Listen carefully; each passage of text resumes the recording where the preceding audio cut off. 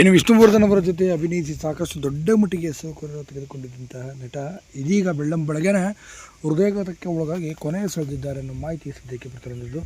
ಹಾಗಾದ್ರೆ ಏನಾಗಿದೆ ಇದ್ರ ಬಗ್ಗೆ ಸಂಪೂರ್ಣ ಮಾಹಿತಿಯನ್ನು ಕೊಡ್ತೀನಿ. ಅದಕ್ಕೂ ನಮ್ಮ ಚಾನಲ್ ಕೂಡ ಸಬ್ಸ್ಕ್ರೈಬ್ ಮಾಡಿಸಿದೆ. ಇನ್ನು ಸಾಹಸ ಸಿಂಹ ವಿಷ್ಣುವರ್ಧನ್ ಅವರ ಜೊತೆ ಬಾಲನಟನಾಗಿ ಪುತ್ರನ ಪಾತ್ರದಲ್ಲಿ ಕೂಡ ಅವರು ಅಭಿನಯ ಮಾಡಿದರು.